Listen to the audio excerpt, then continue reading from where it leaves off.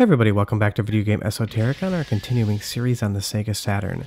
And today we're taking a look at Virtual On Cyber Troopers, a one-on-one mech-based combat fighting game.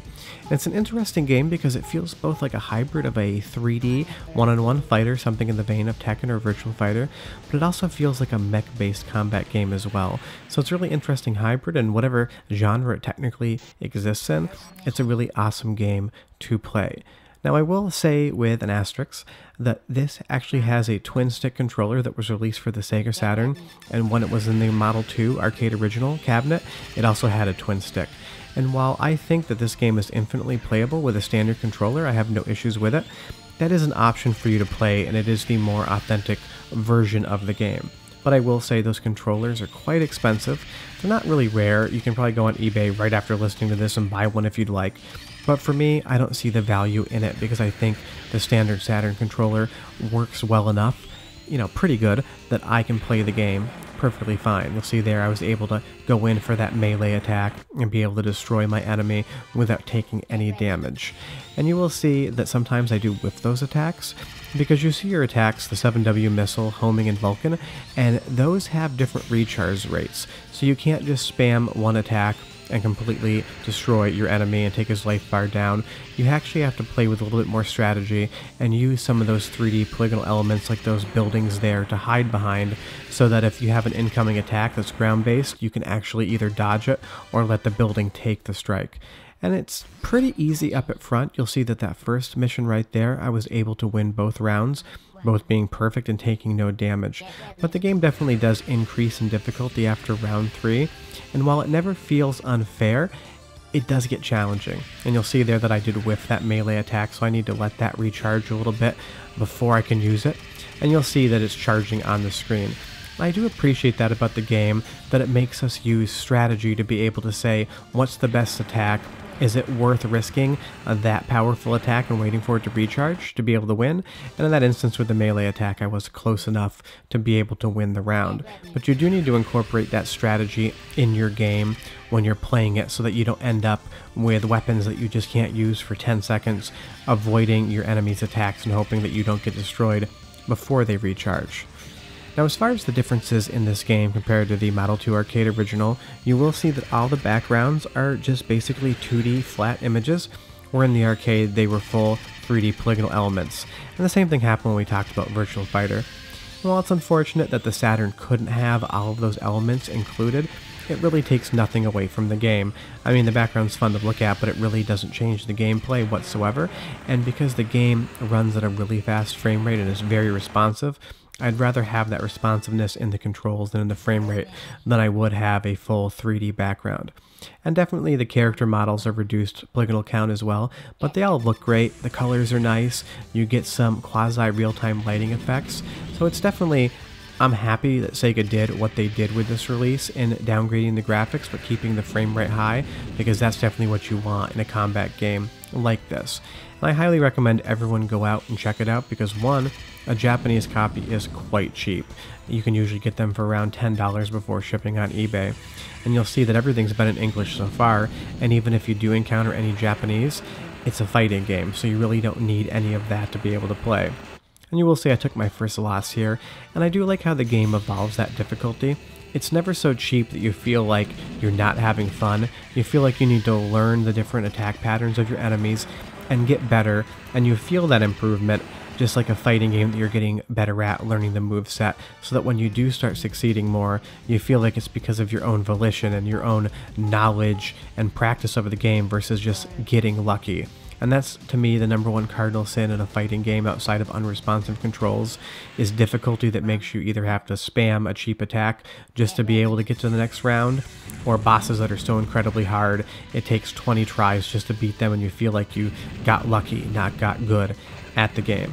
But like I said, 100% pick this one up, especially because Sega, if you see my unported playlist series, is not well known for porting all their arcade games home. There's an incredibly vast amount of arcade games from Sega that are absolutely amazing that you can't play unless you have an emulator or the original hardware, because Sega never felt like bringing them to home consoles.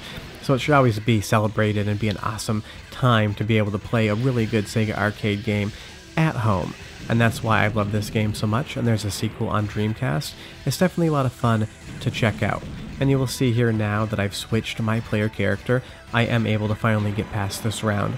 And each different character has their own advantages and disadvantages, different speeds, attack sets, and you will find that sometimes when you enter kind of like a roadblock and you can't get by a certain stage, that there's probably a different character you could select that would be a lot easier or more suited for that match. And that's what I really like about the game, is that there's enough variety in the characters where you really can have different play styles and different experiences. What I'll let you do is watch the next match in its entirety, enjoy some of that awesome soundtrack, and I'll be back in just a second. Round 1. Get ready.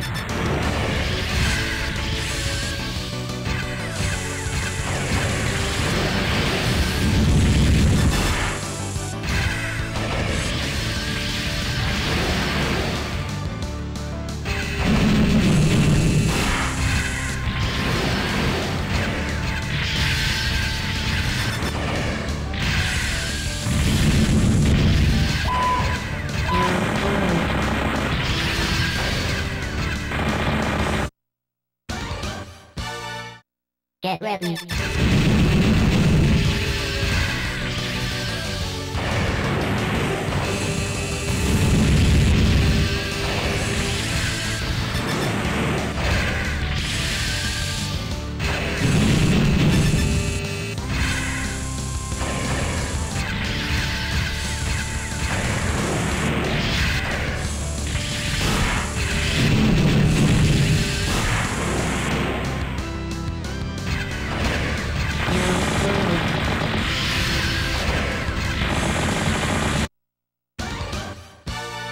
And you'll see that I've lost twice there. I didn't want to show that because sometimes in these game captures the impulse is to just show all the victorious moments, but it is fun to talk about the struggles that these games do have. And I definitely did have a lot of issues with this particular opponent.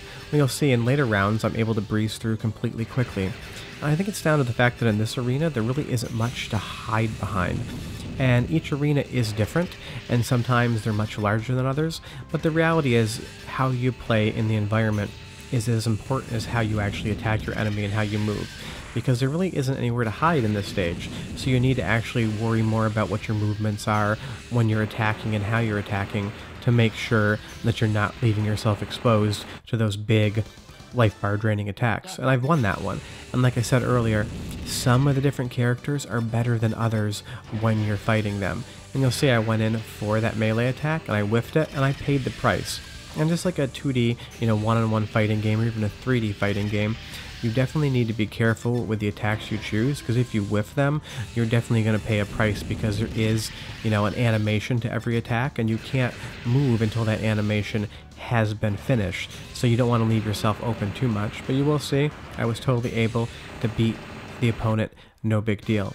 But like I said, I 100% recommend you get this game. I love all the different level transitions, all the different opponent characters and stages, and it is one of the cheapest Sega Saturn games you can get outside of like Daytona USA, which is another one I recommend but didn't show up on this series.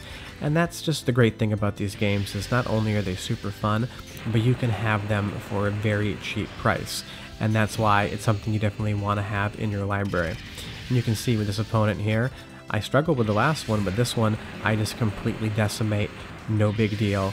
And that's kind of the give and take of Virtual On. Sometimes you're struggling, sometimes you're succeeding, but you're always having fun and you're always feeling like it's fair. I do like this transition here too with that robot voice, and as you can clearly see, I'm playing this on a Japanese copy. I can't find any kanji or Japanese in the game whatsoever. But short of that, that is Virtual On, a game I highly recommend. Really appreciate you guys watching this. We will be back on Tuesday with another episode in our Sega Saturn series. And we'll have videos on Friday and Sunday as well. But if you could do us a huge favor, go down below, hit like and subscribe, and maybe ring that notification bell. It takes a lot of time and energy to make each and every one of these episodes, so we definitely appreciate your support. And we hope you enjoyed learning a little more about Virtual On. If you've played it, I'd love to hear your thoughts in the comments below. If you've never checked it out, definitely do so. But short of that, we hope you enjoyed the video, and we hope you enjoy the rest of your week. We'll see you on Friday and Sunday, as well as next Tuesday for some more Saturn stuff. Short of that, you're going to see I'm going to die here very quickly. Bye-bye.